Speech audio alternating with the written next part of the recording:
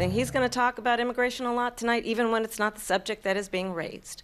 And I'm going to actually do something really unusual, and I'm going to invite you to attend one of Donald Trump's rallies, because it's a really interesting thing to watch. And what you will also notice is that people start leaving his rallies early out of exhaustion and boredom.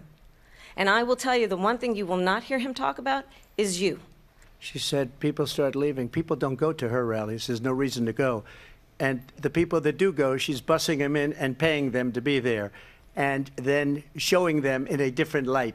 So she can't talk about that. People don't leave my rallies. We have the biggest rallies, the most incredible rallies in the history of politics. What they have done to our country by allowing these millions and millions of people to come into our country, and look at what's happening to the towns all over the United States. In Springfield, they're eating the dogs, the people that came in. They're eating the cats. They're eating the pets of the people that live there. And this is what's happening in our country, and it's a shame. The people on television say my dog was taken and used for food. I'm not taking this from television. But the people on television saying their dog was eaten by the people that went there.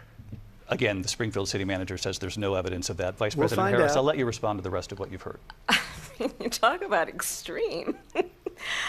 Why do you believe it's appropriate to weigh in on the racial identity of your opponent? I don't, and I don't care. I don't care what she is. I don't care. No, I mean, all I can say is I read where she was not black, that she put out, and I'll say that. And then I read that she was black, and that's okay. Either one was okay with me. That's up to her.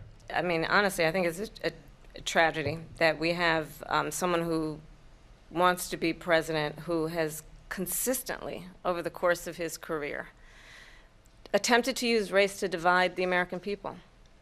You know, I do believe that the vast majority of us know that we have so much more in common than what separates us, and we don't want this kind of approach that is just constantly trying to divide us, and especially by race. Millions of people let in, and all over the world, crime is down, all over the world except here. Crime here is up and through the roof. Well, I think this is so rich, coming from someone who has been prosecuted for national security crimes, economic crimes, election interference, has been found liable for sexual assault, and his next big court appearance is in November at his own criminal sentencing.